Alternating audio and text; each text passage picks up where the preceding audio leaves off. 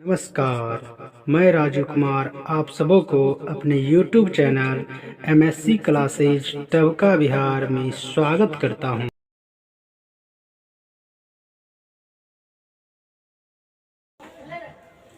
चलिए, किसी भी चैप्टर का जब हम किसी आदमी से मिलते हैं तो डायरेक्ट उससे बात करते हैं या उससे अपना पहले परिचय होता है, जिससे हम कभी पहले नहीं मिले। उससे क्या होता है, पहले परिचय होता है कि मैं कौन हूँ, आप कौन हैं और आपसे क्या संबंध है ना, अन्य प्रकार का उससे परिचय होता है। ये उसी प्रकार ये चैप्टर भी एक जो है, एक आदमी जैसे ही एक नया चीज तुम्हें मिला ना, और उससे परिचय होना अति आवश्यक है।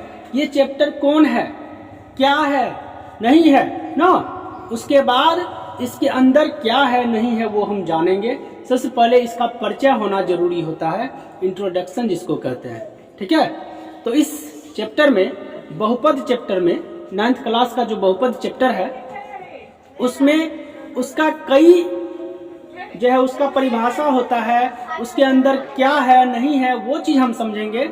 जिसमें कि बहुपद में सबसे पहले हम समझेंगे कि बीजगणितीय पद क्या है ना, बीजगणितीय पद क्या है।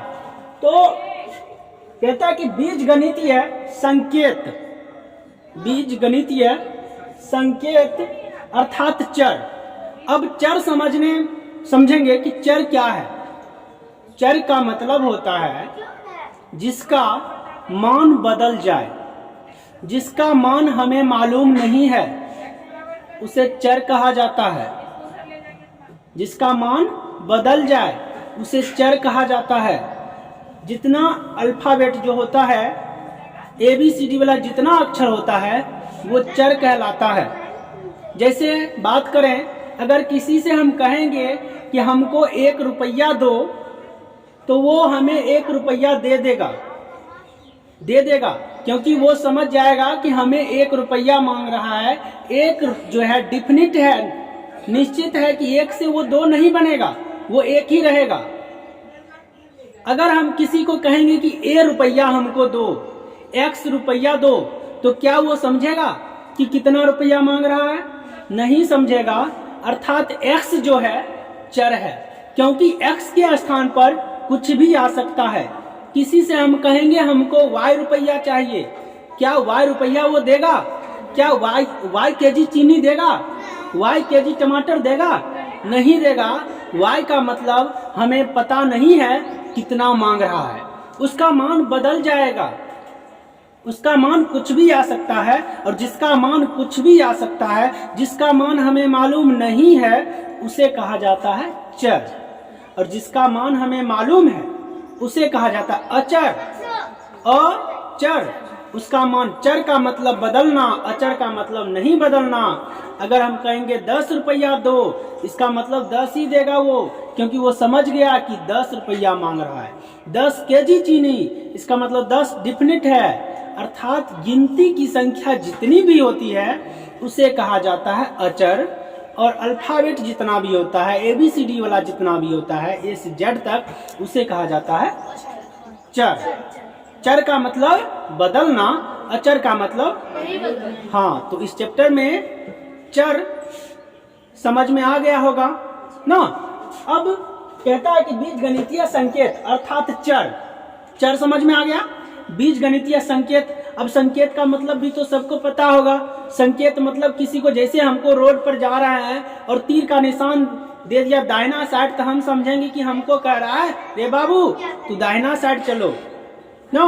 कहीं कहीं देखा होगा कि बोर्ड पर जो है मंदिर का रहता है फिगर, इसका मतलब बगल में मंदिर है। अर्थात हम चिन्ह से समझ जाते हैं, संकेत से समझ जाते हैं कि ये चीज यहाँ पर है। तो किसी को संकेत, जैसे किसी का नाम है राम कुमार, तो अपना संकेत लिखेगा RK, राम कुमार, ये हो गया संकेत ना। तो संकेत का मतलब संक्षिप्त ना, जिसको संक्षिप्त में लिखा जाता है या कुछ। अर्थात किसी बीजगणितीय संकेत अर्थात चर और संख्याओं के गुणनफल। संख्या तो सबको समझ में आता होगा, गिनती का जो संख्या होता है, चर और संख्या का गुणनफल अर्थात ABCD वाला जो होता है और संख्या जो होता है उसका गुणनफल, गुणनफल को बीजगणितीय पद या केवल पद कहा जाता है। जैसे 2x, अब 2x में 2 को x से क्या किया गया है, गुना। ये क्या है, संख्या। ये क्या है चर ना। संख्या को चर से गुना किया गया, ये हो गया पद। क्या हो गया, पद।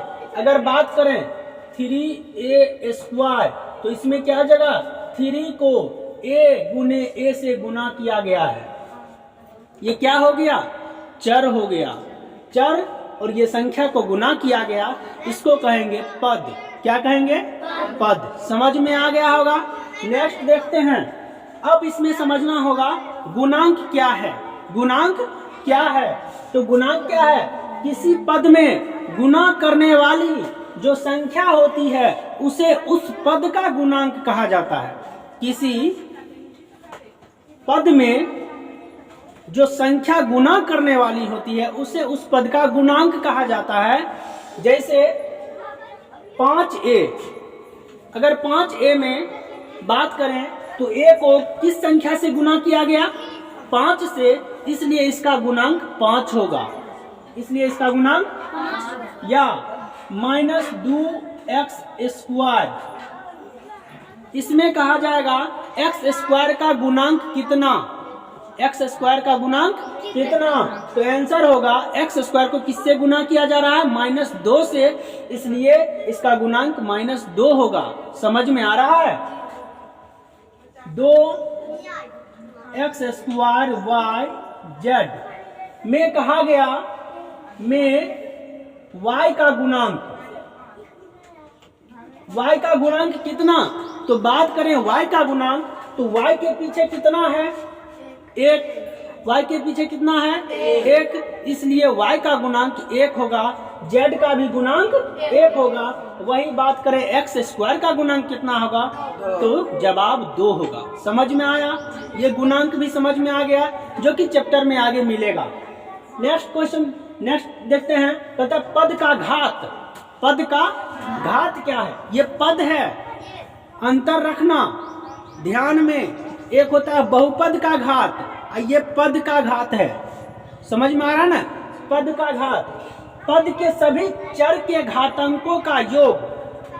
पद के सभी चर मतलब ABCD वाला, चर के घातांकों का योगफल उस पद का घात कहलाता है, उस पद का घात कहलाता है।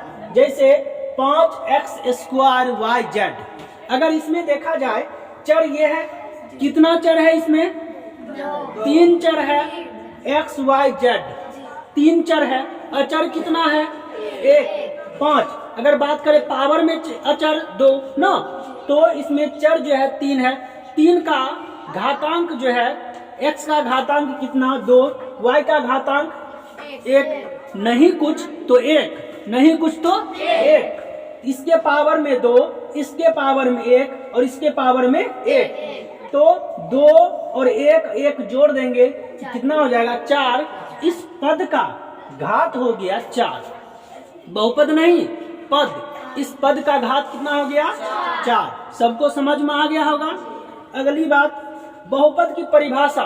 बहुपद है क्या ना, बहुपद है क्या, एक बीजगणितीय व्यंजक, एक बीजगणितीय व्यंजक एक या अधिक बीजीय पदों से बना होता है।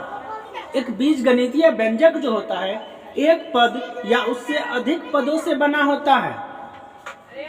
एक बीजगणितीय पद या तो एक पद होगा, नहीं तो एक से अधिक पद होगा। पद समझ में आ गया। पद क्या है, तो संख्या और चर को गुना करने पर पद बनता है ना। एक या अधिक पदों से बना होता है, जैसे x³ कोमा है, ये हो गया बहुपद। x + 1 4 बहुपद। 2x² - x बहुपद, क्योंकि इसमें 2 पद, इसमें 2 पद, इसमें 1 पद। ना। सभी बीजीय व्यंजक हैं। इन सभी व्यंजकों में चर के घात पूर्ण संख्या है। चर का घात जो है पावर में पूर्ण संख्या, पावर में 3 है, इसके पावर में 1 और इसके पावर में 2, ये पूर्ण संख्या है। पूर्ण संख्या पता होगा ना, पूर्ण संख्या पता होगा। तो ये हो गया बहुपद। ऐसे व्यंजकों को बहुपद कहते हैं। और जिसका पावर में पूर्ण संख्या नहीं हो उसे बहुपद नहीं कहा जाएगा।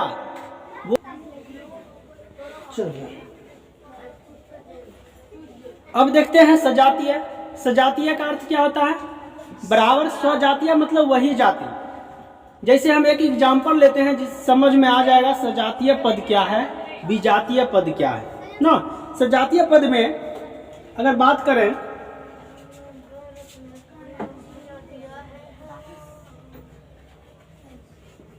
पांच ए स्क्वायर माइनस ए स्क्वायर, ये कैसा पद है? ये कहा जाएगा ये सजातीय पद है। क्यों है सजातीय पद? क्योंकि इसके पावर में भी 2, इसके पावर में भी 2, ये सजातीय पद हो गया। अगर दूसरा हम बात करें 4x और 4x स्क्वायर, ये कैसा पद है? तो इसमें पता चलेगा ये विजातीय पद है। क्यों विजातीय पद है? क्योंकि इसके पावर में कितना है? 1 और इसके पावर में कितना है? 2, इसलिए ये विजातीय पद है। समझ में आ गया? सजातीय पद, विजातीय पद भी समझ में आ गया होगा। अब हम समझते हैं मानक रूप। किसी भी बहुपद को हम आरोही या अवरोही, आरोही मतलब बढ़ते क्रम, अवरोही मतलब घटते क्रम में लिख सकते हैं और उसी को कहा जाता है मानक रूप। जैसे 4x square plus 4x plus 3, अगर इसको हम कहें तो ये घटते क्रम में है, अवरोही क्रम में है। कैसे? पावर में 2, फिर पावर में 1, पावर में 0 ना, ये अवरोही क्रम है। अगर इसको हम कहें कि आरोही क्रम में लिखने के लिए इसको हम लिख देंगे 3 plus 4x plus 4x square 0 1 2, ये बढ़ते क्रम हो गया, आरोही क्रम हो गया। इसी को कहा जाता है मानक रूप। किसी भी बहुपद को हम मानक रूप में लिख सकते हैं।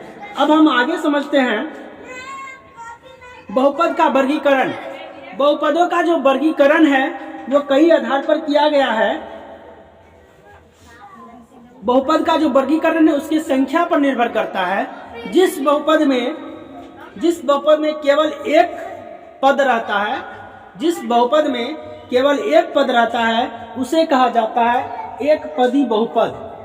क्या कहा जाता है? एक पदी बहुपद। और एग्जाम्पल में हम समझेंगे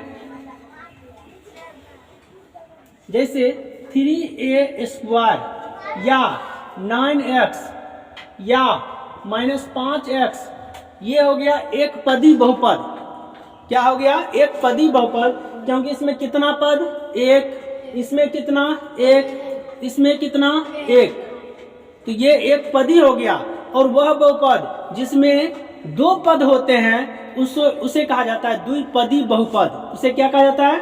द्विपदी बहुपद। और वो हम एग्जांपल लेंगे 3x स्क्वायर माइनस 2, कितना पद? 2 पद। कितना पद? 2 पद। 3x पर पावर 4 प्लस 3x, कितना पद? 2 पद। ये द्विपदी हो गया। और वही बात करें त्रिपदी यानी कि त्रिपद, तो जिसमें 3 पद होगा उसे कहा जाएगा त्रिपदी बहुपद या त्रिपद। जैसे 3x square plus 5x plus 3, कितना पद इसमें? 3, इसलिए इसे कहा जाएगा त्रिपदी बहुपद। तो अभी तक हम समझे पद के अनुसार कितना पद होता है, एक पद, द्विपद और त्रिपद ना। 4 होगा, 4 पद ना। अब हम समझेंगे कि बहुपद में प्रयुक्त चरों के घातांकों के आधार पर बहुपद का वर्गीकरण। चरों के घातांकों के आधार पर बहुपद का वर्गीकरण। अब घातांक के आधार पर चरों के घातांक, घातांक का मतलब पावर, चर का जो पावर में होता है उसके अनुसार उसका वर्गीकरण कैसे किया गया है। तो उसका वर्गीकरण कैसे किया गया है? निम्न तरीका से किया गया है। एक होता है रैखिक बहुपद, क्या होता है? रैखिक बहुपद। दूसरा होता है द्विघात बहुपद और तीसरा होता है त्रिघात बहुपद। अब उदाहरण से हम समझेंगे रैखिक बहुपद क्या है ना। रैखिक बहुपद क्या है? जिसके पावर में जिसका घातांक सिर्फ 1 हो, जिसके पावर में सिर्फ 1 हो, उसे कहा जाएगा रैखिक बहुपद। समझ में आ रहा है?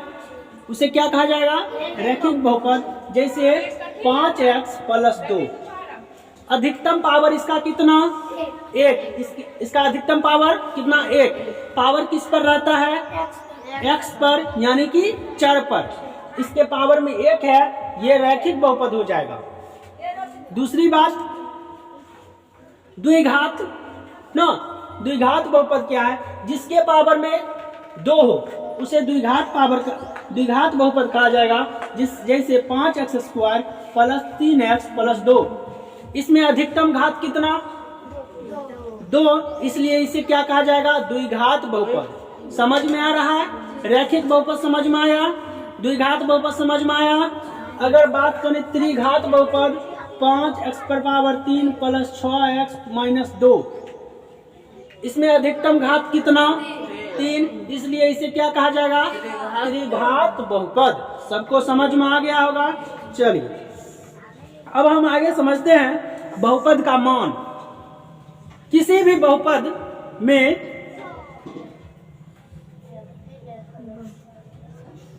बहुपद में चरों का विशेष मान रखा जाता है तो बहुपद का मान निकलता है। जैसे किसी भी बहुपद को एक ले लेंगे, एक बहुपद लेते हैं, जैसे यही बहुपद हो जाएगा। इसमें x बराबर अगर हम 1 लें, x बराबर कितना? 1। तो x के जगह कितना रखना है? 1, अर्थात 5 है, गुने में x के जगह कितना रख देंगे? 1 + 2, कितना जगह? 5 × 5 = 2 7। ये हो गया मान निकालना। मान समझ में आया? बहुपद का मान हो गया x के जगह 1 रखने पर। समझ में आया? अब सबसे जरूरी चीज समझेंगे बहुपद का शून्यक, जो कि 10वां में भी जरूरी है। 2 ही चैप्टर में बहुपद का शून्यक होता है, 2 चैप्टर में 10वां में, और इसमें भी समझेंगे बहुपद का शून्यक क्या है। शून्यक का मतलब होता है शून्य, बराबर में शून्य। शून्य माने 0, बराबर में 0 आना चाहिए ना। बहुपद के बराबर में 0 आना चाहिए, उसी को कहा जाता है शून्यक। अब जैसे बहुपद के चर का वह विशेष मान जो बहुपद का मान 0 के बराबर कर दे। बहुपद का वह विशेष मान जो बहुपद का मान क्या कर दे? 0 कर दे, उसे क्या कहा जाएगा? शून्यक कहा जाएगा, जिसको 0 कर दे। अब तुम्हारे पास 5 लाख रुपया है, कोई ऐसा आदमी आया जो तुम्हें 0 कर दिया, 0 पर। जैसे क्रिकेट खेलता है, उतरने के बाद गेंद दिया, 0 पर आउट, मतलब आउट कर दिया, कुछ बनाने ही नहीं दिया, उसे कहा जाएगा शून्यक। किसको शून्यक कहा जाएगा? जो बॉल दिया है और जो बॉल देने के बाद जो आदमी उसको आउट कर दिया, उसको कहा जाएगा शून्यक। बॉल देने वाले को। समझ में आ रहा है? समझ में आ रहा है? अब बॉल दिया, लगने के बाद कोई कैच ले लिया, शून्यक कौन? नहीं, कैच लेने वाला शून्यक, क्योंकि उसको 0 कर दिया। कैच जो लिया है वो 0 कर दिया, उसको मारने वाले को, वो हो गया शून्यक। समझ में आ रहा है? अर्थात किसी संख्या का वह विशेष मान जो बहुपद के मान को क्या कर दे? 0 कर दे, उसको हम क्या कहेंगे? शून्यक कहेंगे।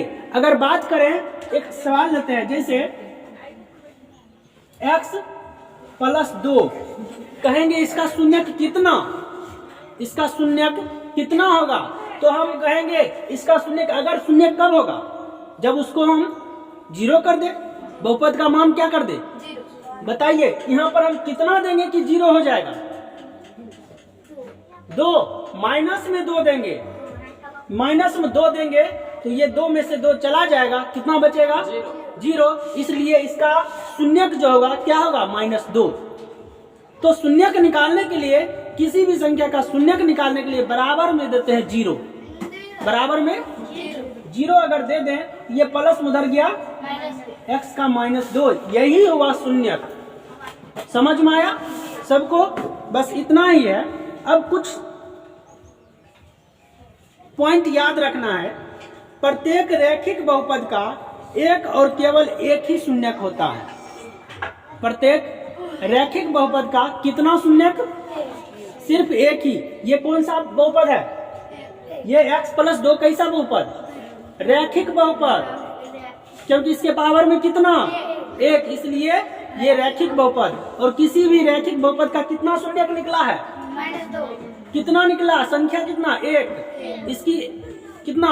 शून्यकों की संख्या 1। एक कई शून्यक निकला है। किसी भी रैखिक बहुपद का केवल एक ही शून्यक निकलेगा। एक बहुपद के एक से अधिक शून्यक हो सकते हैं, ये भी ध्यान में रखना है। एक बहुपद का एक से अधिक भी शून्यक हो सकता है, लेकिन रैखिक बहुपद का एक ही शून्यक निकलेगा। और शून्येतर अचर बहुपद का कोई शून्यक नहीं होता है। अगर हम बात करें अचर का, कहेंगे कि ये 3 जो है 3, इसका कितना बहुपद? तो इसका बहुपद नहीं निकलेगा। सॉरी, इसका कितना शून्यक? इसका शून्यक नहीं निकलेगा। समझ में आ रहा है? प्रत्येक वास्तविक संख्या शून्य बहुपद का एक शून्यक मान होता है। प्रत्येक वास्तविक संख्या जो होता है शून्य बहुपद का एक शून्यक मान होता है। और इतना ही था।